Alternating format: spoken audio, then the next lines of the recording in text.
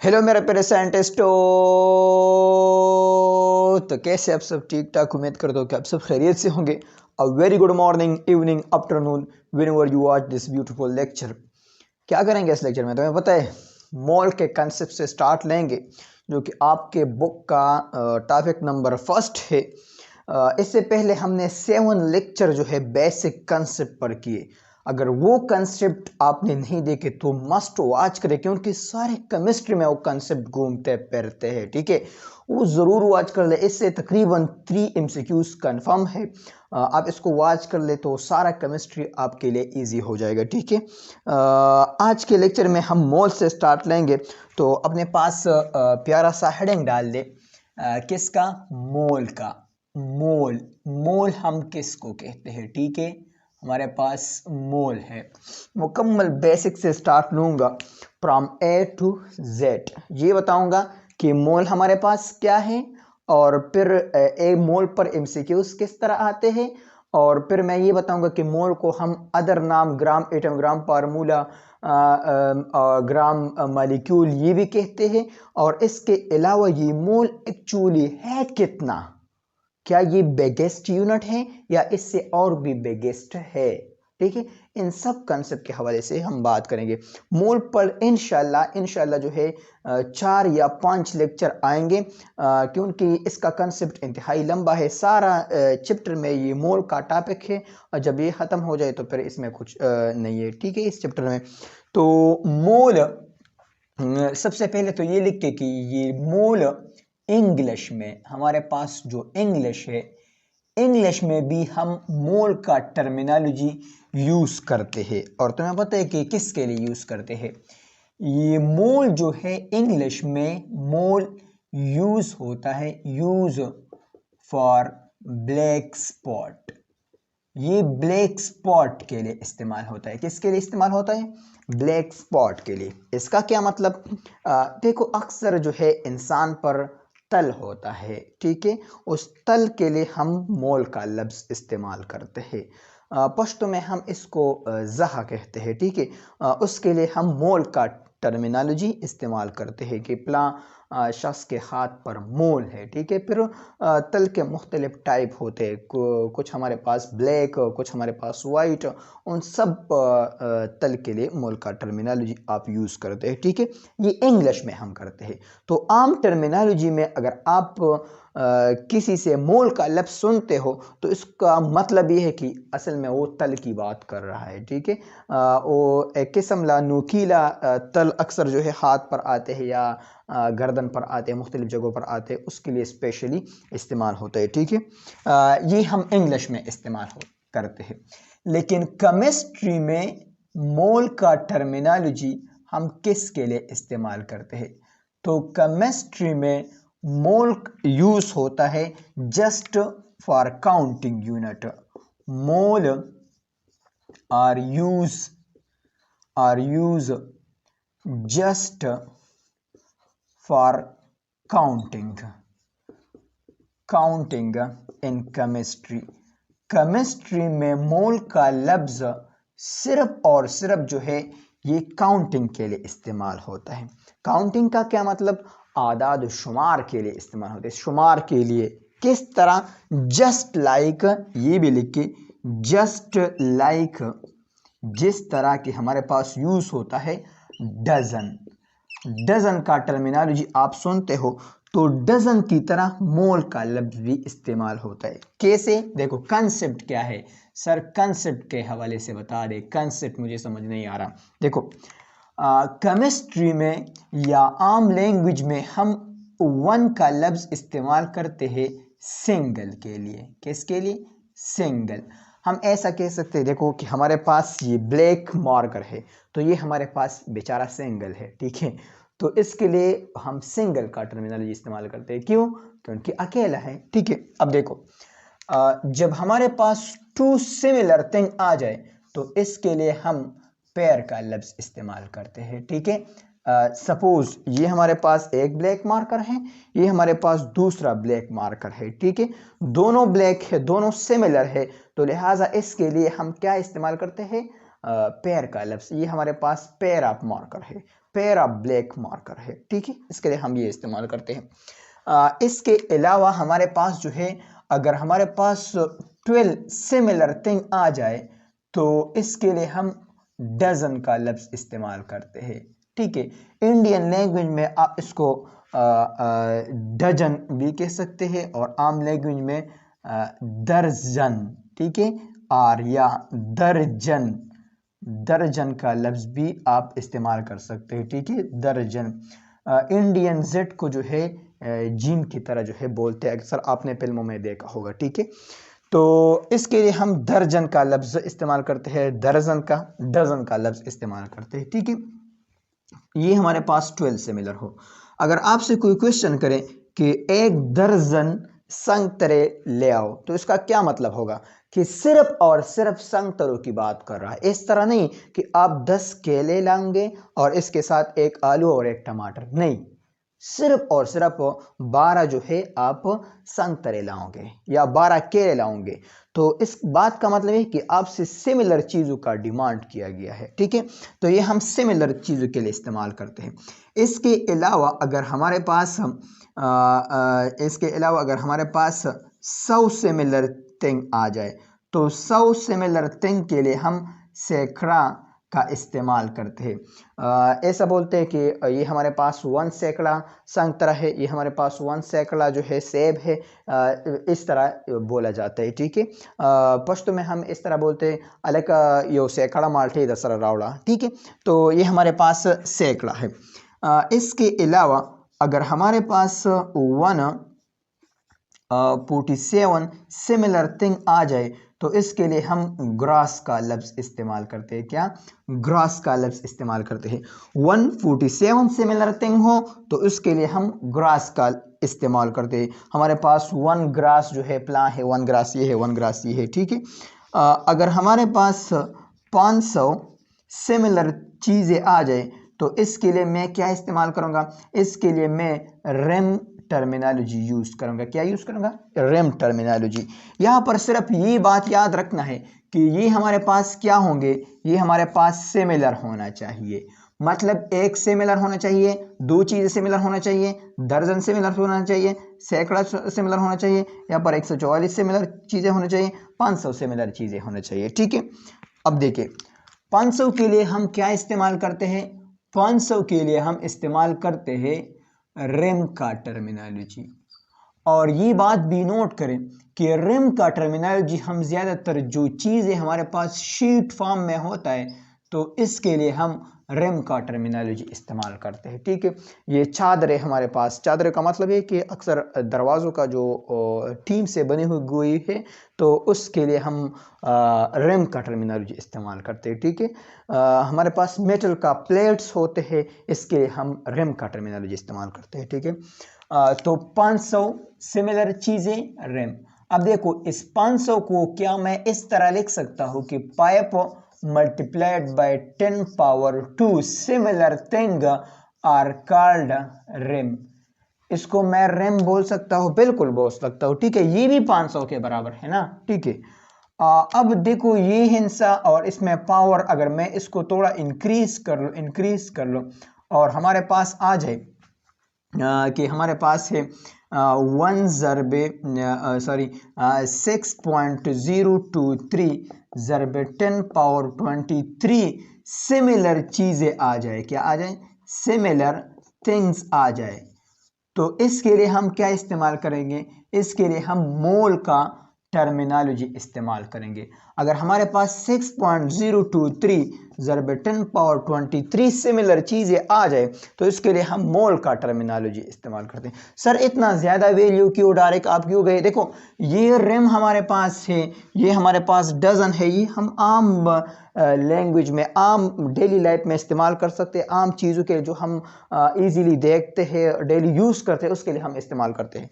लेकिन ये टर्मिनोलॉजी है हमारे पास, तो ये टर्मिनोलॉजी हम इस्तेमाल करते हैं एटम्स के लिए। अगर इतना एटम्स आ जाए तो हम इजीली इसको स्टडी कर सकते हैं, ठीक है। तो हम इसको एटम के लिए इस्तेमाल करते हैं, केमिस्ट्री के स्मॉल माइक्रो लेवल पर हम इसको इस्तेमाल करते हैं, ठीक है। तो इसको हम 1 मोल कहते हैं। तो क्या मैं मोल को इस तरह डिफाइन कर सकता हूँ कि 6.023 ज़रब 10⁻23 सिमिलर अक्सर मुझे स्पेलिंग का मिस्टेक होता है, ठीक है, आप खुद ठीक से, कोई बात नहीं। सिमिलर थिंग्स आर कॉल्ड, इसको मैं क्या कहूँगा, आर कॉल्ड 1 मोल। अगर आपसे कोई क्वेश्चन करे कि हमारे पास मोल क्या है, तो 6.023 ज़रब 10⁻23 सिमिलर थिंग्स आर कॉल्ड मोल। इसको मैं क्या कहूँगा, इसको मैं मोल कहूँगा। अब 1 मोल में हमारे पास कितने पार्टिकल होंगे, 6.023 ज़रब 10⁻23 पार्टिकल्स होंगे, ठीक है, ये इसके बराबर है। 1 मोल में इतने, यहाँ पर लिख के सिमिलर पार्टिकल, ठीक है, सिमिलर पार्टिकल या सिमिलर थिंग्स, ठीक है, इस बात का मतलब ये है। यहाँ तक कंसेप्ट समझ में आया, बोले समझ में आया। अब इसमें थोड़ा कंसेप्ट करते हैं कि ये मोल हमारे पास, ये जो नंबर है ये असल में कितना है, कितना लार्ज है, कितना जो है स्मॉल है, इसकी बात करते हैं। शाबाश, इनको लिख ले, स्क्रीनशॉट लें से, शाबाश, मिटा दे, चलो मिटाते हैं। दिल मेरा देखो, अब देखिए यहाँ पर हमारे पास 1 मोल जो है, 1 मोल ये बराबर है 6.023 ज़रब 10⁻23 सिमिलर थिंग के बराबर है, ठीक है। 1 मोल हमारे पास इतने सिमिलर थिंग के बराबर है। अब ये जो नंबर है ये हमारे पास 6.023 ज़रब 10⁻23, ये नंबर कितना होगा। आपके जहन में जरूर ये क्वेश्चन अराइज होंगे कि ये नंबर हमारे पास कितना होगा, ठीक है। तो देखो ये नंबर हमारे पास इतना बड़ा नंबर है, इतना बड़ा नंबर है। मैं जस्ट आपको थोड़ा एग्जांपल दे रहा हूं कि अगर इतना हमारे पास एटम्स है, मतलब एटम्स है हमारे पास, और ये एटम्स, चलो मैं ले रहा हूं कि ये हमारे पास हाइड्रोजन का है, हाइड्रोजन एटम्स है, और इसकी क्वांटिटी, इसका तादाद 6.023 ज़रब 10⁻23 के बराबर है। मतलब आपके पास हाइड्रोजन का इतना एटम्स प्रेजेंट है, ठीक है। अब आप इसको गिनना चाहते हो कि क्या ये वाकई इतना है या नहीं, ठीक है। तो ये तो आपकी बस की काम नहीं है, ठीक है। आप क्या करोगे, आप इसके लिए एक कंप्यूटर लाओगे, ठीक है, कंप्यूटर लाओगे, और इस कंप्यूटर को कहोगे कि आप इसको बहुत तेज स्पीड के साथ नापे, क्योंकि अगर आप इसको स्लो स्लो नाप करते हो, मतलब 1 2 3 4 5, तो फिर तो ये इसकी बात नहीं, ठीक है। आप इसको स्पीड देंगे, और कंप्यूटर ने, आपने कंप्यूटर को स्पीड दिया 10 मिलियन पर सेकंड, इतना स्पीड आपने दिया। इस बात का मतलब ये है कि कंप्यूटर 1 सेकंड में 10 मिलियन एटम जो है गिनता है। जब 1 सेकंड गुजरता है तो कंप्यूटर 10 मिलियन एटम जो है गिनता है। जैसे कि आपने देखा है कि स्टॉपवॉच में आप एक्सरसाइज करते हो तो स्टॉपवॉच को ऑन करते हो, तो स्टॉपवॉच में आपके पास 4 जो है सुए होते हैं, या आपके पास 4 हिस्से होते हैं। एक आपके पास सेकंड का, दूसरा मिनट का, तीसरा आवर का, लेकिन एक और होता है डिजिट जो बहुत तेजी के साथ जो है बदल होता है। वो 1 सेकंड में 100 नंबर कंप्लीट करते तो फिर 1 सेकंड आगे जाता है, ठीक है। तो मतलब स्टॉपवॉच का जो स्पीड है वो 100 पर सेकंड है, 1 सेकंड में 100 नंबर गिनता है, ठीक है। तो आप स्टॉपवॉच को देखें तो वो कितना तेजी से जो है भाग रहा है। अब अगर इस कंप्यूटर का स्पीड 10 मिलियन पर सेकंड है, मतलब 1 सेकंड में 10 मिलियन एटम जो है गिनता है, तो ये एटम कितने टाइम में कंज्यूम हो जाएगा। तो आप कहेंगे कि सर ये तो बस 2-3 घंटे लेंगे पर खत्म हो जाएगा, कि मैं आपको बता रहा हूं। देखो कंप्यूटर का स्पीड आपके पास 10 मिलियन पर सेकंड है। इस बात का मतलब ये कि 100 लाख 100 लेख पर सेकंड है। 100 लाख एटम एक सेकंड में घूमता है। तो ये जो टाइम लेता है, आप कहेंगे कि सर 2 आवर लेगा। मैं कहता हूं कि 2 आवर नहीं लेगा। आप कहेंगे कि सर अगर 2 आवर नहीं तो 1 डे लेगा। 1 डे फिर भी नहीं लेगा। अब कहेगा अगर सर 1 डे नहीं तो फिर 3 डे लेगा। आपका कंसेप्ट जो है 1 मंथ से आगे नहीं जाता। मुझे पता है कि मैं आपको बता रहा हूं, ये कंप्यूटर टाइम जो लेता है ये 2 बिलियन ईयर लेगा। 2 बिलियन ईयर्स में ये कंप्यूटर इस हाइड्रोजन एटम को गिन लेगा, ये हिस्सा कंप्लीट करेगा, फिर आपको बताएगा कि वाकई ये एटम आपके पास इतना है। 2 बिलियन ईयर्स गुजर जाएंगे तो फिर कंप्यूटर आपको शो करेगा कि ये आपके पास इतना है। तो जरा इमेजिन करें कि ये हिस्सा कितना लार्ज है। ठीक है, ये हिस्सा कितना लार्ज है। अब देखो यहां पर एक और एग्जांपल भी करते हैं। सपोज मैं जस्ट एग्जांपल ले रहा हूं। ठीक है, सपोज आपके पास जो है आपके पास क्या बोलते हैं वीट, जो गंदम है। ठीक है, वीट ग्रेन है आपके पास। वीट ग्रेन तो आप जानते हो ना, गंदम के दाने हैं आपके पास। और ये गंदम के दाने जो आपके पास है ये 6.023 × 10⁻23 है। इतना वीट के ग्रेन्स आपके पास अवेलेबल है। ठीक है, इतना वीट का ग्रेन्स आपके पास अवेलेबल है। और आप ऐसा करते हो कि मैं इसको एक जमींदार की तरह जमीन में फेंक रहा हूं, मतलब मैं इसको उगना चाहता हूं। ठीक है, तो ये आपके पास जमीन है, सब आपके पास जो है जमीन है। ठीक है, अब आप इसको फेंकते हो जमीन पर, आप इस तरह गए। ठीक है, इस तरह आप गए तो मतलब ये सारा जमीन आपके पास खत्म हो गया, लेकिन फिर भी आपके पास 1 मोल ग्रेन्स आपके पास खत्म नहीं हुआ। फिर आप भी बहुत जिद्दी हो, आप कह रहे हो कि मैं दोबारा इसको फैलाता हूं, मैं इसको क्या उगना चाहता हूं ताकि ये मैं खत्म कर लो। तो एक लेयर जमीन पर बराबर हो गया। अब दोबारा आप इसको इसी तरह इस पर फेंकते हो। ठीक है, दूसरी दफा भी जमीन का जो रकबा है वो खत्म हो गया, लेकिन आपके पास ये रह गया। अब तीसरी बार भी आप जो है जाते हो और इसको जो है फेंकते हो, तीसरे बार भी खत्म हो गया। फिर भी आप चौथे बार आप जाते हो, चौथे बार भी ये खत्म हो गया। फिर आप 5वें बार जाते हो, बहुत जल्दी तो तुम भी हो, मैं भी हूं। फिर आप जाते हो, खत्म हो गया। फिर आप जाते हो, खत्म हो गया। फिर आप जाते हो कि आपके पास खत्म हो गया। आप फिर जाते हो कि ये आपके पास खत्म हो गया।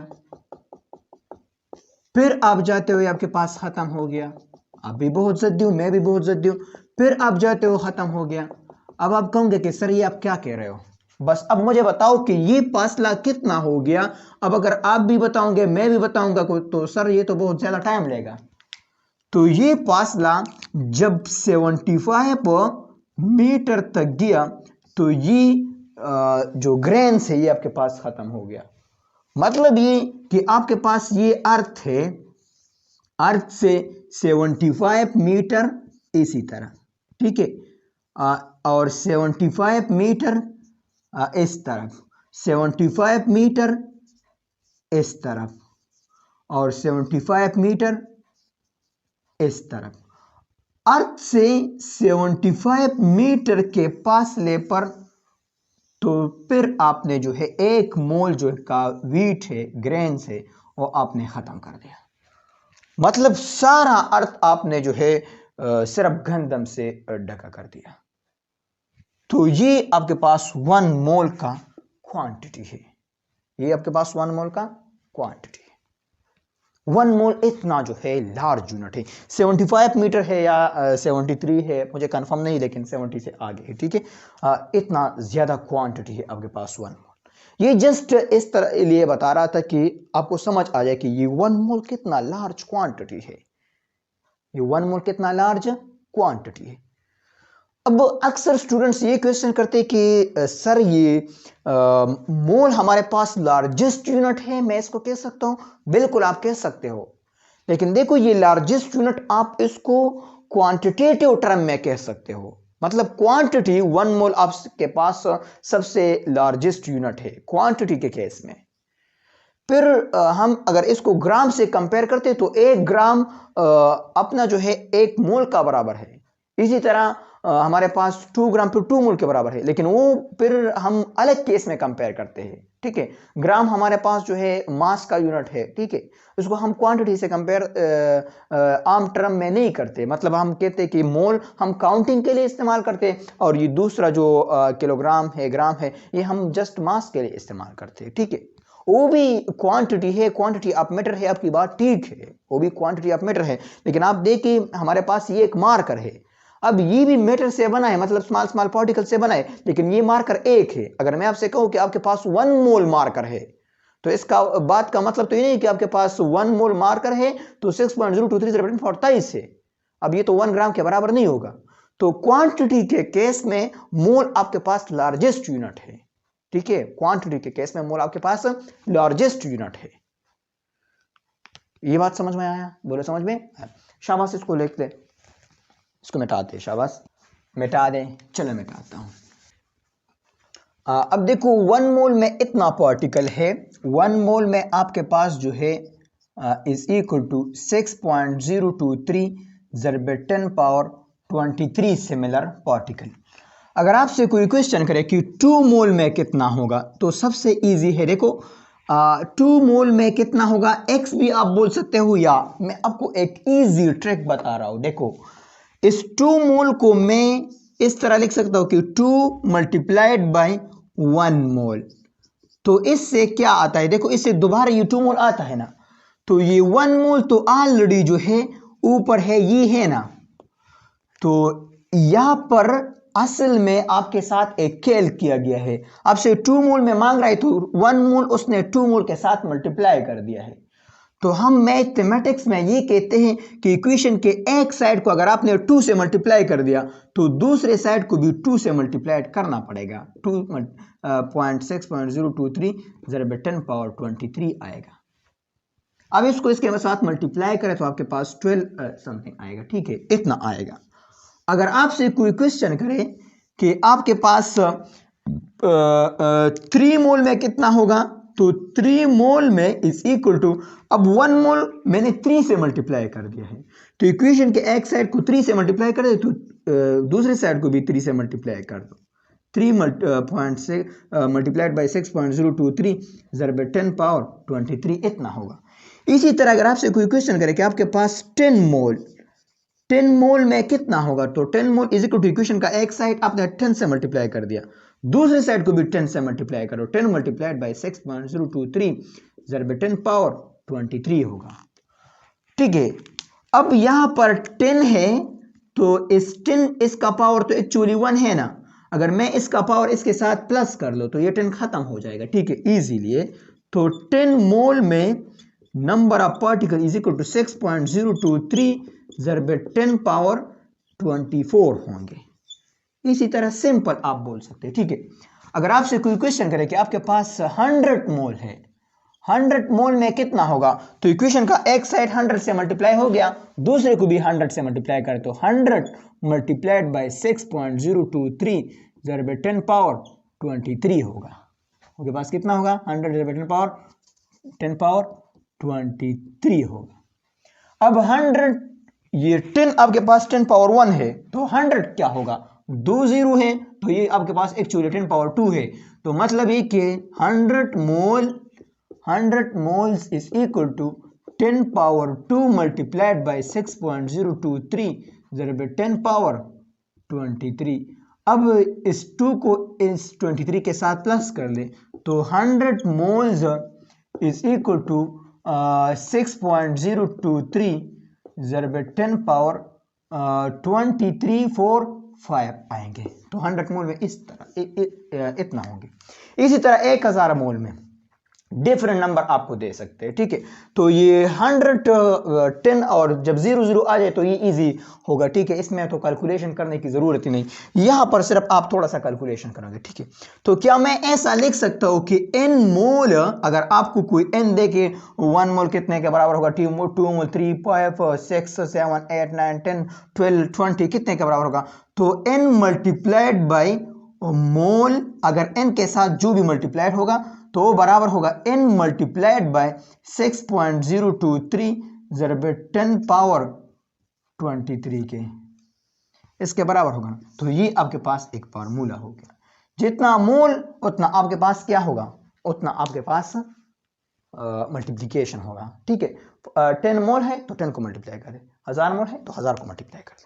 यहां तक कंसेप्ट समझ में आया, बोले समझ में आया। अब अगर मैं आपसे एक क्वेश्चन करूं, मैं आपसे एक एमसीक्यूज कर रहा हूं, ठीक है। एमसीक्यूज आपके पास अगर ऐसा आ गया कि द वॉल्यूम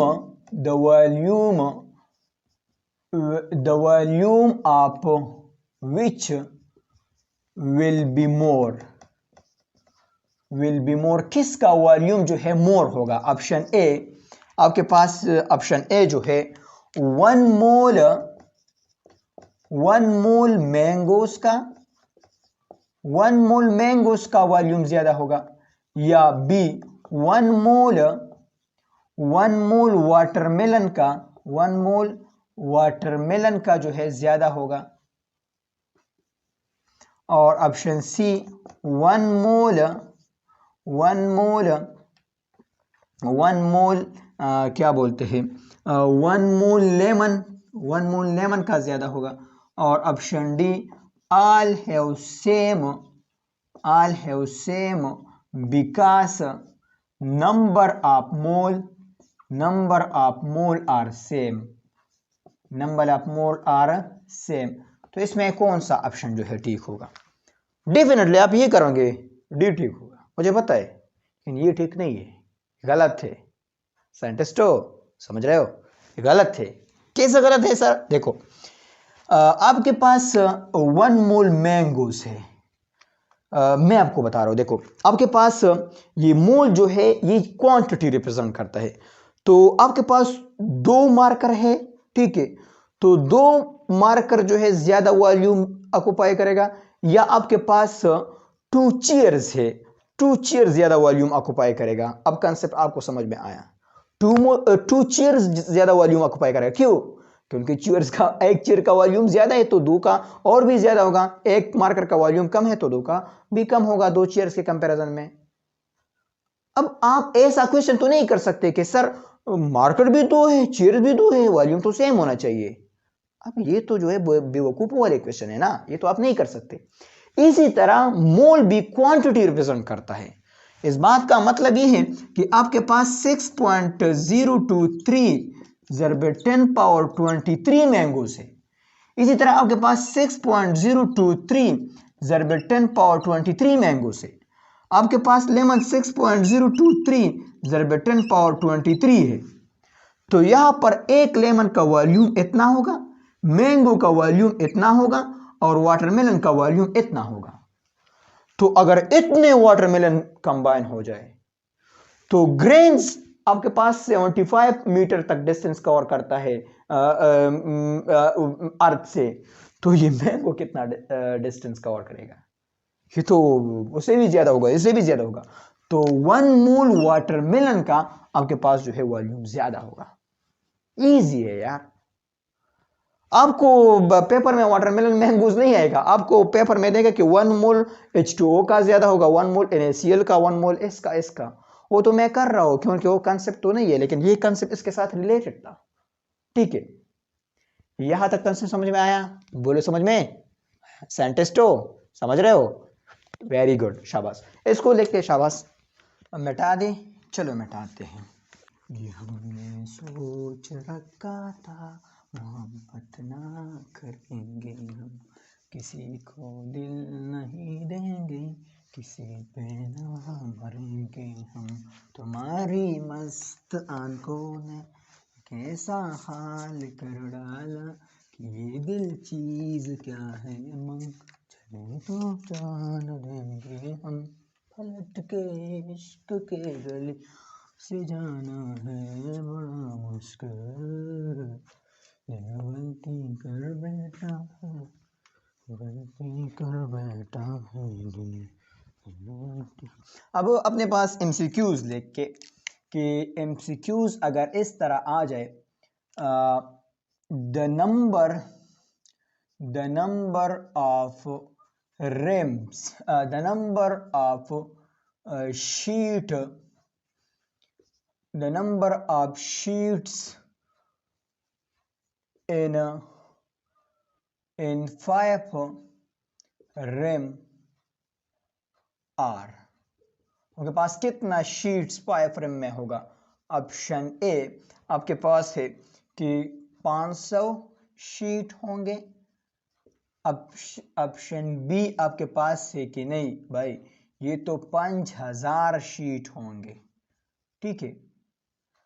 ऑप्शन सी आपके पास है कि नहीं भाई असल में ये 2500 शीट होंगे। ऑप्शन डी आपके पास है कि नहीं भाई ये आपके पास होगा 250 शीट होंगे। तो इसमें कितना आते हैं, इसमें क्या है, इस पर भी MCQs आते हैं, ठीक है, क्योंकि शीट और रिम और रिम और ग्रासी आपके बुक में है, ठीक है।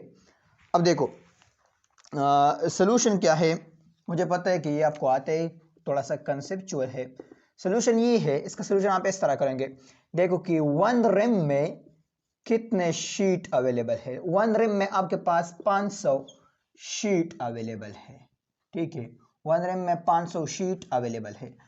अब 5 रिम में कितना शीट होगा, तो यहां पर देखो आप इस तरह भी कर सकते हो कि x मल्टीप्लाई कर दे तो x is equal to 5 multiplied by 500, तो x इज इक्वल टू ये आपके पास 25 और 2 0, तो 2500 शीट इसमें अवेलेबल होंगे, ठीक है, ये ऑप्शन ठीक है। लेकिन इसके अलावा भी एक और मेथड है, देखो इजी मेथड है कि 1 रिम में आपके पास जो है 500 शीट है, तो 5 रिम में कितना होगा, तो देखो इक्वेशन का एक साइड आपने 5 से मल्टीप्लाई कर दिया तो दूसरे को भी डायरेक्ट 5 से मल्टीप्लाई कर दो, ठीक है, 500 शीट होगा, आपके लिए इजी होगा। तो इससे क्या आता है 25 और 00 शीट, इतना शीट होगा, इसमें ये आता है, ठीक है। इसके अलावा ग्रास पर भी आ सकते हैं कि आपके पास 2 ग्रास में कितने नंबर आप क्या बोलते हैं आड़ू है या जो भी आपको दे सकते हैं, ठीक है, जस्ट आपको कंफ्यूज करने के लिए ये सब MCQs आ सकते हैं, ठीक है। ये मोल का एक लेक्चर था, यहाँ पर जस्ट मैंने अंडरस्टैंड किया कि मोल हमारे पास क्या है। मैंने ये अंडरस्टैंड किया कि मोल हमारे पास जस्ट एक काउंटिंग यूनिट है, ठीक है। ये हमारे पास क्या है, ये हमारे पास जस्ट एक काउंटिंग यूनिट है, जैसा कि हमारे पास दर्जन है या हमारे पास ग्रास है या हमारे पास पेयर है, ठीक है। इसी तरह हमारे पास मोल भी काउंटिंग यूनिट है। कितना है कितना ह्यूज है वो भी मैंने अंडरस्टैंड कर दिया, MCQs का लेवल भी मैंने कर दिया। इंशाल्लाह पार्ट 2 में हम ये डिस्कस करेंगे कि ये मोल का कंसेप्ट मैं एटम के लिए किस तरह इस्तेमाल करूंगा, मॉलिक्यूल के लिए किस तरह इस्तेमाल करूंगा, इसी तरह फार्मूला यूनिट के लिए कैसा इस्तेमाल करूंगा, ठीक है। ये तो जस्ट आम कंसेप्ट था मोल का कि मोल क्या है, अंडरस्टैंडिंग किस तरह है। इसमें क्या आपको कुछ डिफिकल्ट लगा, कुछ भी डिफिकल्ट नहीं था यार, इजी है, ठीक है।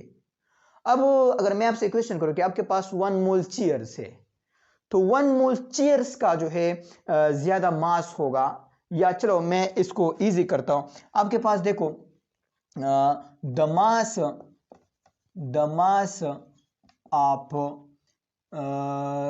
Mass of dash will be greater, ये आपके पास ग्रेटर होगा। तो ऑप्शन ए में आपके पास है कि 1 मोल आपके पास 1 मोल आपके पास क्या है, 1 मोल आपके पास मैंगो है, चलो फिर दोबारा लेके 1 मोल मैंगो है। बी आपके पास 1 मोल आपके पास लेमन है, ठीक है। इसी तरह सी आपके पास है कि 1 मोल आपके पास क्या बोलते हैं 1 मोल चीयर्स है आपके पास, या चीयर्स को ना कंपेयर करें क्योंकि इसमें फिर आपको डिफिकल्टी लगेगा। 1 मोल वाटरमेलन है आपके पास, वाटरमेलन है आपके पास, और डी आपके पास है ऑल सेम। तो इसमें कौन सा ऑप्शन आता है? अब इसमें भी डिफिकल्टी नहीं है। 1 मोल 1 मोल 1 मोल, तो ऐसा ना करे कि सेम होगा क्योंकि मोल मोल 1 1 है, नहीं। देखो इस का बात का मतलब है कि आपके पास 6.023 ज़रब 10 पावर 23 मैंगो से। अगर मैं आपसे क्वेश्चन करूँ कि आपके पास 2 मार्कर से और 2 आपके पास मैंगो है, तो मास किसका ज्यादा होगा? 2 मैंगो का ज्यादा होगा। ऐसा तो आप नहीं कह सकते कि 2 ओ भी है 2 ये भी है तो मास सेम होना चाहिए, ये बेवकूफ वाली बात है, ठीक है। तो अब आपके पास 2 मैंगो का ज्यादा है क्योंकि एक मैंगो का ज्यादा है। अब इसमें एक वाटरमेलन का देखो, ये आपके पास लेमन, ये आपके पास मैंगो और ये आपके पास वाटरमेलन, तो एक वाटरमेलन का ज्यादा है, तो इस बात का मतलब है कि 1 मोल का भी ज्यादा होगा, इसका मास ज्यादा होगा। तो ये जस्ट इस पर रफ एमसीक्यूज देखिए किस तरह कंसेप्चुअल एमसीक्यूज इस पर आते हैं, ठीक है। वहां पर आपको मैंगो लेमन और ये इसका कंसेप्ट नहीं देगा, वहां पर आपको मॉलिक्यूल इसका कंसेप्ट देगा। लेकिन मॉलिक्यूल का कंसेप्ट मैं पार्ट 2 में कराऊंगा कि मोल का लफ्ज मैं मॉलिक्यूल के लिए किस तरह इस्तेमाल करूंगा, फिर आपको ये भी समझ में आएगा, ठीक है। तो इंशाल्लाह नेक्स्ट लेक्चर में मैं मोल मॉलिक्यूल के लिए इस्तेमाल करूंगा, फार्मूला यूनिट के लिए और एटम के लिए इस्तेमाल करूंगा। तो मिलते हैं नेक्स्ट लेक्चर में, तब तक के लिए मुझे भी दुआ करते रहे, मैं भी आपको करूँगा। अल्लाह निगहबान।